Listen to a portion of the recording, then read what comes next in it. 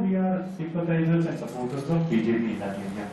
And then there will be a statistical analysis done by Naresh, and he's a part of BJP cell. So obviously that will be a presentation clearly from BJP. You're okay? Good. So political landscape of Karnataka, we expect like just 5 minutes. As everybody knows, this is where it ended.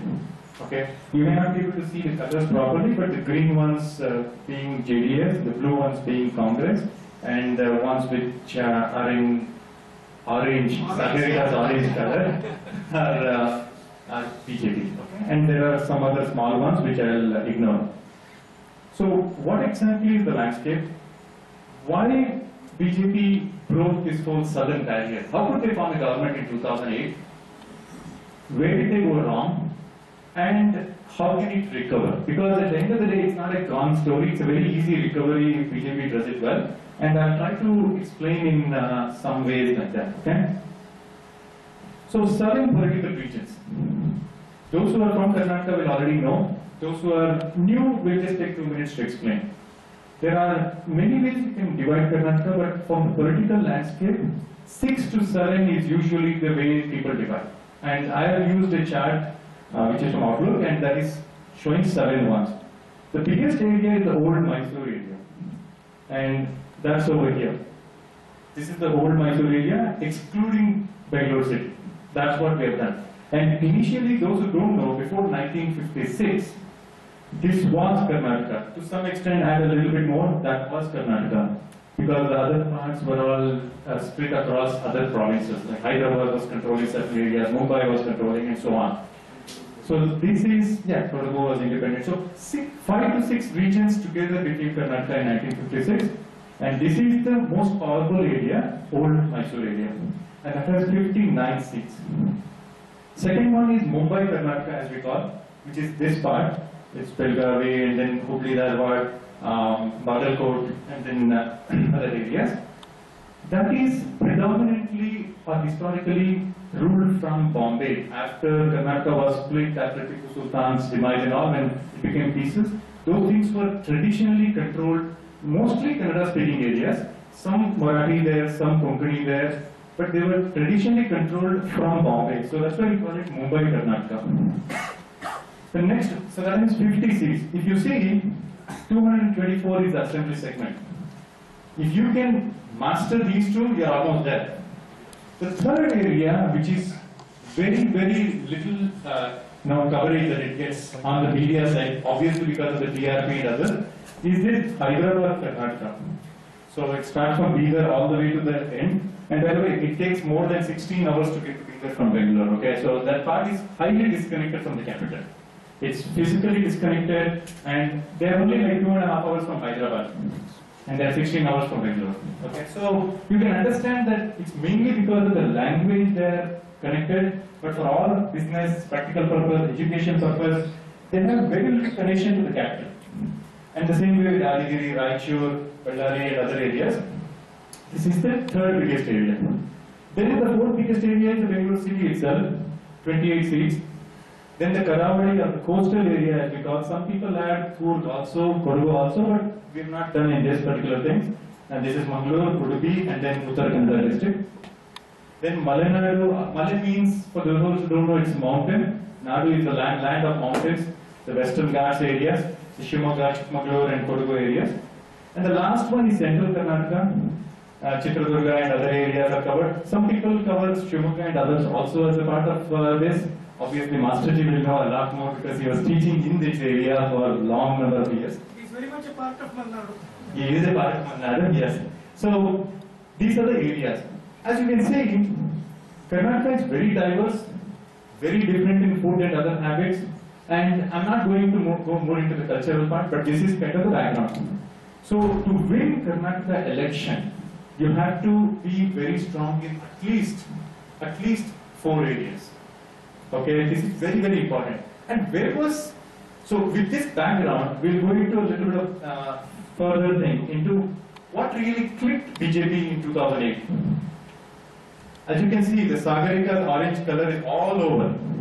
But if you watch it very carefully, the old Mysore area, which was like the original Karnataka, there was hardly any orange over there or saffron over there.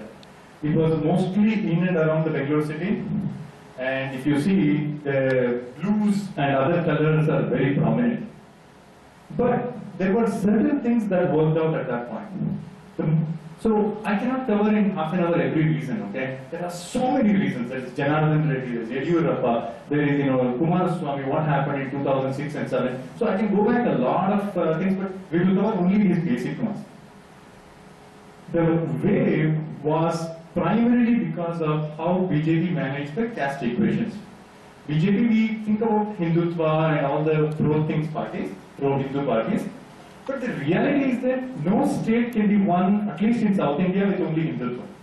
Okay, that we all have to agree on, because Hindutva is there, but it is not really an election-winning material. You have to have your caste equations right. For those who don't know, Lingayats form the majority in this area, in the North Karnataka. Okay, they form anywhere from 17 to 20% depending on how the census goes. They are the most dominant caste over here. Pokaligas or Gaudas control the south to a large extent. And in other areas also they're there, but this is like the stronghold. Between them, they control nearly 30 to 35% of the electorate. And in any election, you know, if you can get 30% or 35% right, you're done. So BJP at that point hit a jackpot with the Lingayat area. You can call it because of Yediyurappa, you can call it because of whatever, but there is also another factor BJP did in 2008 which most people don't recognize. They did very well in the scheduled caste and tribe regions. Out of the scheduled caste reserved constituencies, BJP won more than 50%. That no national media will ever highlight on it, because that was a huge thing that they did. Dalit votes are traditionally Congress, they will never be BJP. But BJP did a wonderful thing in 2008 as well as 2009 Lok Sabha election, winning more than 50% of the reserved constituencies. And that is, we'll go to that statistical analysis, that's where we went wrong this time. And then the coast has traditionally been a BJP stronghold. The first ever seat for Janasangh was one from this area only. The whole V.S. Acharya and other things that we can do. Obviously experts can give more details later. BJP, and then it was very strong in the urban area in Bangalore. Okay, it won more than 60% of the seats in the city. So those things really factored in for BJP. As you can see, it was really not a big factor in the Hyderabad, Karnataka area. The strength was in the northwest, in the center, and in the coast, and in the city. Those were the four areas, out of the 7 areas that I told, that is where BJP was very strong.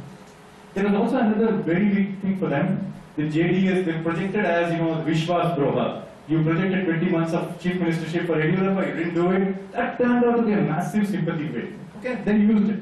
And there was leadership, whether you accept it or not, whether you're pro-Yediyurappa, anti-Yediyurappa, whatever it is, he was the leader, he was that face, and that made a huge impact. And that was one of the weaknesses this time also, for whatever reason that happened. These were the major things. There were other things, there were money factors, there were other things, which we will not get into. So what went wrong right now? After this, I'm going to ask Naresh to do some analysis purely from statistical things. These are major things that we have summed up. This doesn't include everything. This doesn't list over here Janardhan Reddy going to jail and those kind of stuff. There are many other things, but these are the main ones. The first and the most important thing is that, I'll show you statistics also later, they lost 50 seats, more than 50 seats, purely because of vote divisions.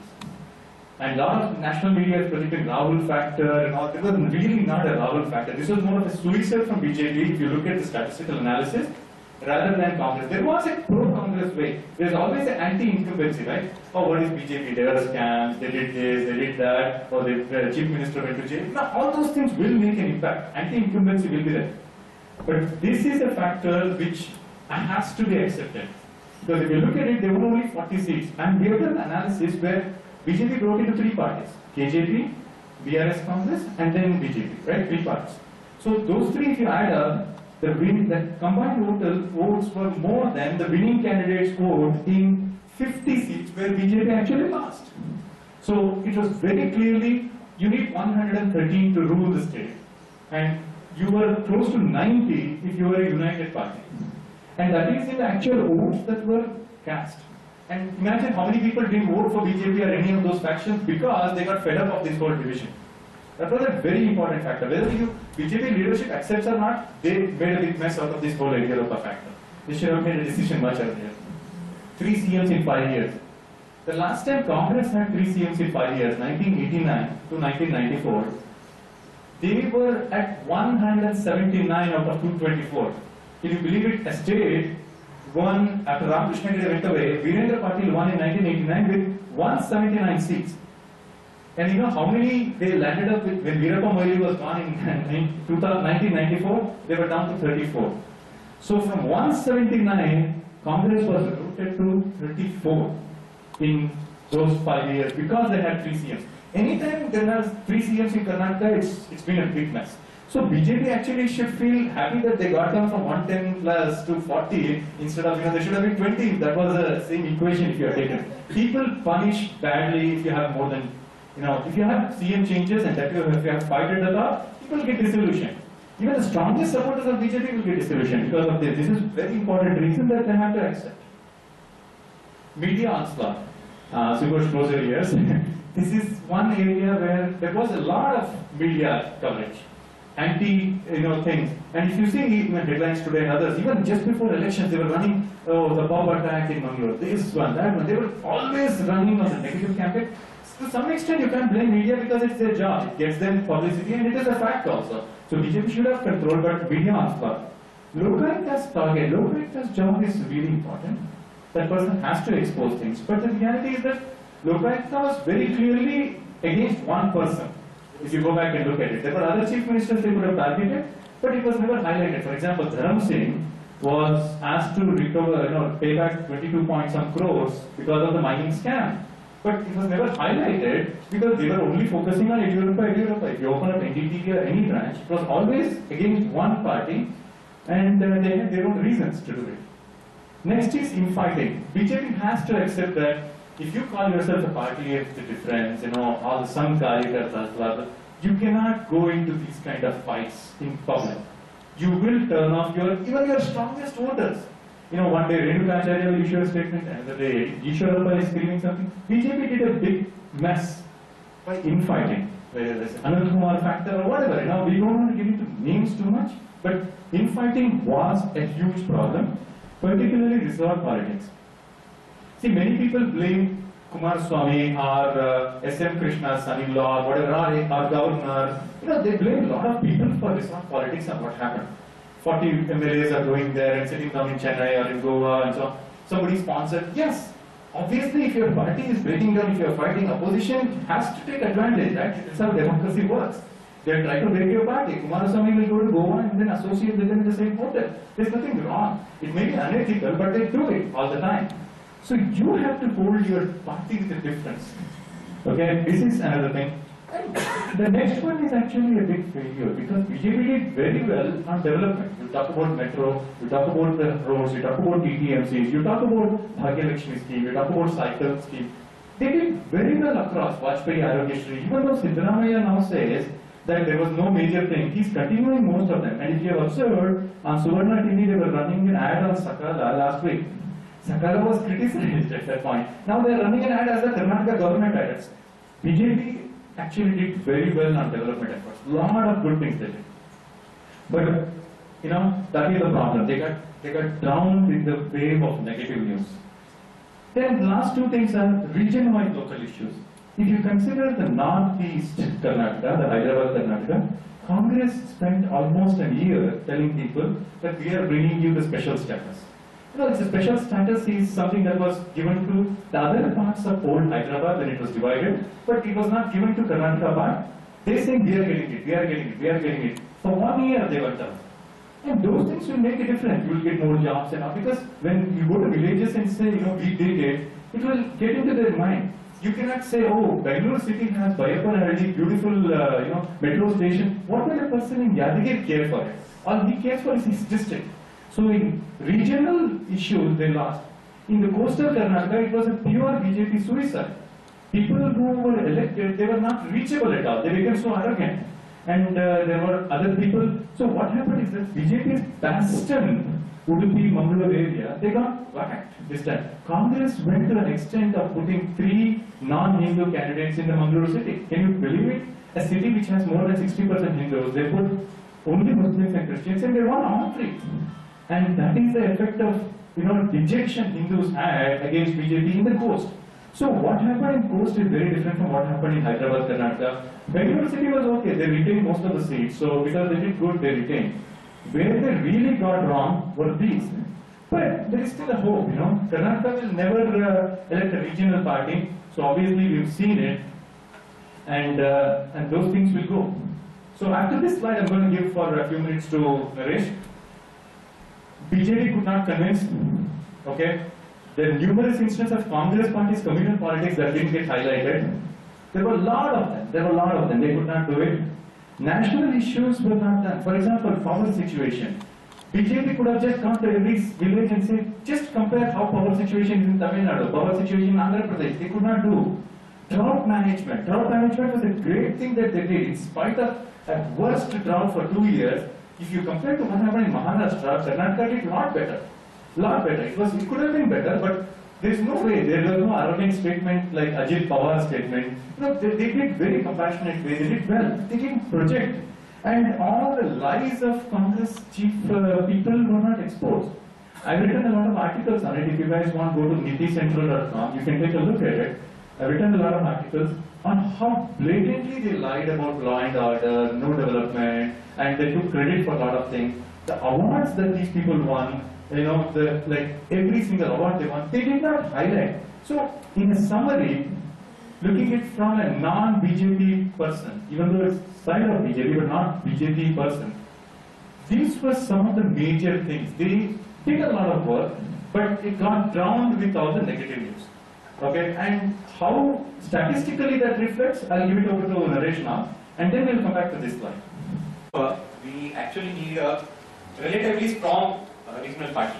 Either JDS could do the job or something which is not a breakaway from BJP, not something like BSRC or the KJP, but some other party which will take that role of JDS. For example, he gave the example of Mangalore. Their JDS was almost non-existent. In a two-way fight, BJP lost all the seats. But if it had been a three-way fight, definitely BJP would have won 1 or 2 seats there. The same with Shivaji Nagar here. Again, it is a very polarized segment where most of the Muslim votes went to Roshan Beg and the BJP candidate lost. Last time Shivaji Nagar, the JDS candidate took about 15,000 votes. But this time he got around 6,000 votes. If he had taken that 15,000 votes again BJP would have won. So we need a regional party which, okay, doesn't form a government at the state level, but at least it should be able to cut back the votes of other parties. So that is one point that I wanted to make. In this analysis, I'll be talking more about the outlook towards 2014. How does it look like? Taking the results of the past 3 elections, 2013, 2009 and 2008. The votes gathered from 2008 and 2013 are aggregated at the Lok Sabha level. So 8 constituencies, whatever the trend is. And based on this, we have divided the prospective constituencies into 3 buckets, where we are not doing good, where we have a fair chance of winning, and we have a good chance of winning. Okay, this is just my assessment. It could be much different when we see it. So I will go show you 2009. 2009, this is how the parliamentary situation looked. The entire central belt was won by BJP, including Bangalore urban. 3 seats were won by JDS and Congress won 6 seats. That is in the blue color. If you look at 2008, they were not that strong. If you take the parliamentary constituency wise, we won about 10 seats, and in 2009 we won about 19 seats. So it's almost like double the tally. Okay, and JDS almost had the same tally. They were leading in 4, but they managed to win only 3. Going to 2013, the situation looks something like this. If you aggregate it, again JDS, they are retaining about 4 seats. 3 are very strong. 1 they have managed to have a lead. BJP is winning only 2 seats, Chikkodi and Belgaum, if you take the aggregation, and Congress about 22.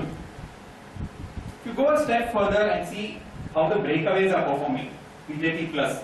If you take the votes of KJP and BSRC and add it to BJP, BJP is actually winning 11 seats, which is even better than the situation in 2008. So 10 seats there, and we went up to 19. Now it is 11, maybe could come up to 15, 16 at least. So this is the situation. Let us look at the individual ones now. So I'll start with the not good bucket. Hassan, I think almost all of you know, traditionally we are doing bad. But this time BJP was pushed to the 4th position. KJP got about 9%, 9.72. Mandya again. Mandya, I think 1.2% is the least that we have got in the last few elections. Average is about 9.5. Chikballapur again. Chikballapur is traditionally a weak segment for us. Kolar. Kolar, the average is around 20%, but this time we came down to 9%, and the biggest gainer there was JDS. Okay, and this could change at the next elections, but that is a very significant thing. JDS getting, and it's not going to Congress. And at Bangalore Rural, it's the reverse. Congress is winning, and it was held by JDS. It is still being held by JDS, but Congress is winning there. So these are 5 constituencies where we're not doing good. Other 5 constituencies where we are not doing good, especially Chamarajanagar. Chamarajanagar again, because of the huge percentage of votes got by KJP, we have gone down to 3rd, 4th position, not even the 3rd position. Mysore, traditionally weak. Bidar, again Bidar, KJP has taken a huge percentage. If you add up KJP's total with BJP, definitely Bidar is a winning chance there. Chitradurga. Chitradurga has traditionally been a Congress, supporting Congress, and it's an SC seat.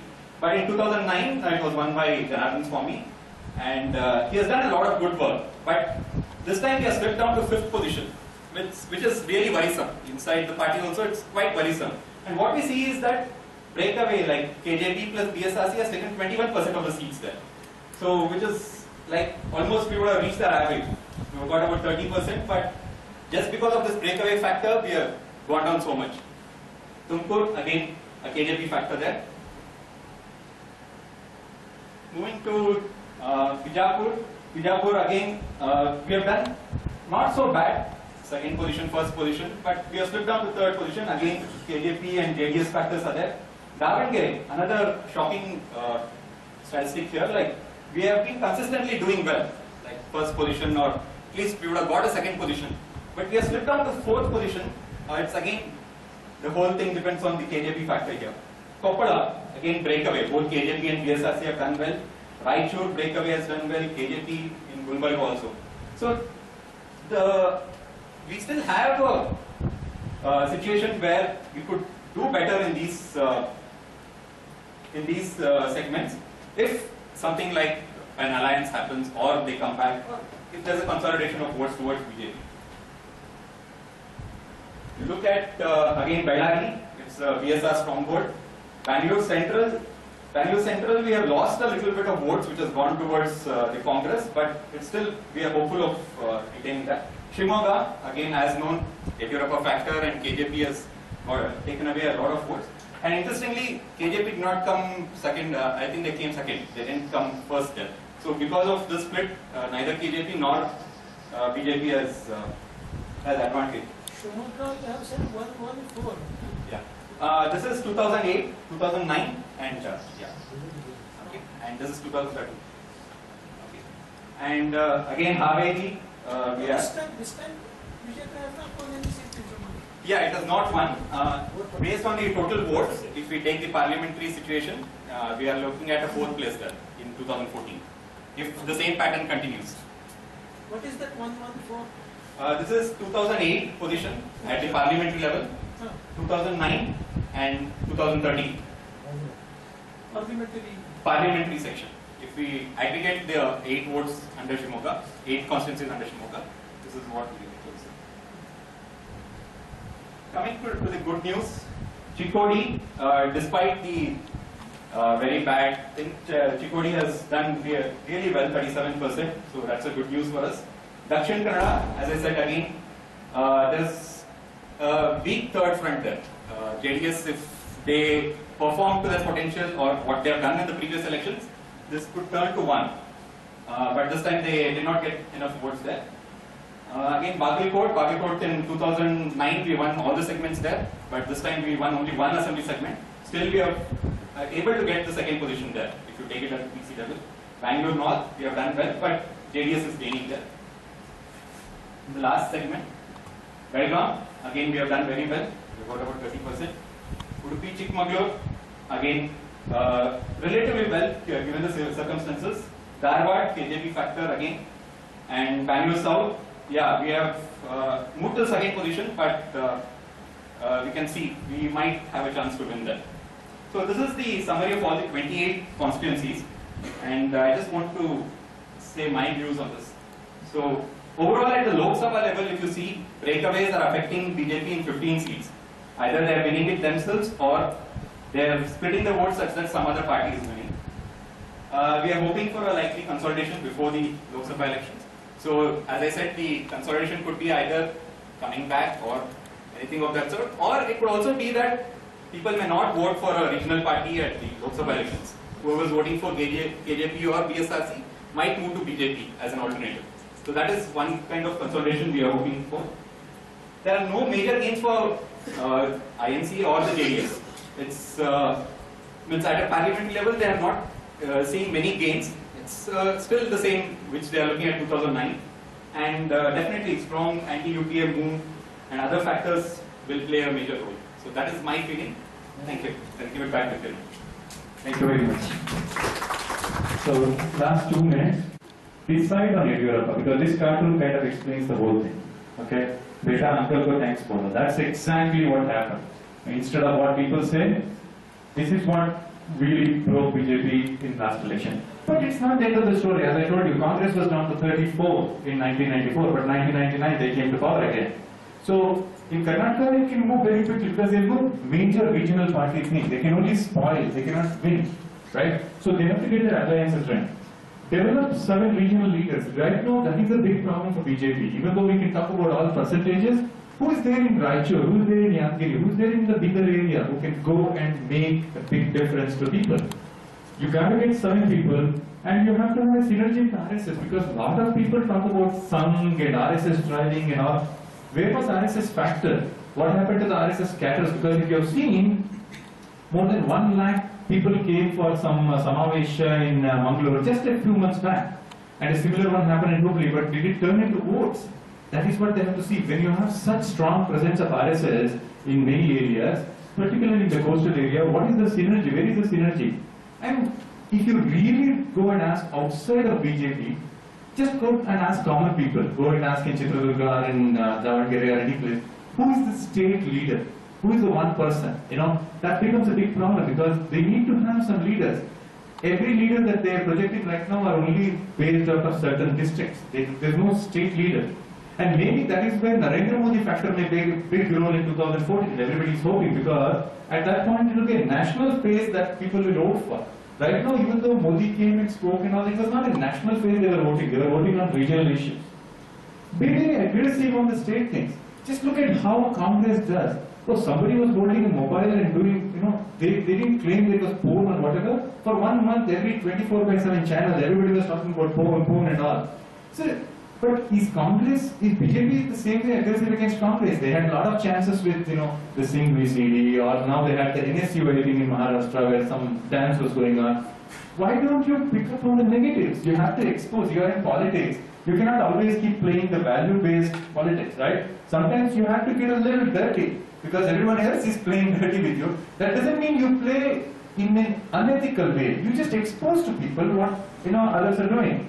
And frequently talk of national issues. Like somebody was saying, if BJP cannot capitalize on the worst corruption that has happened in the history of India, then they will probably never do it. This is like the chance, and they're still not able to do. So these are some of the main things.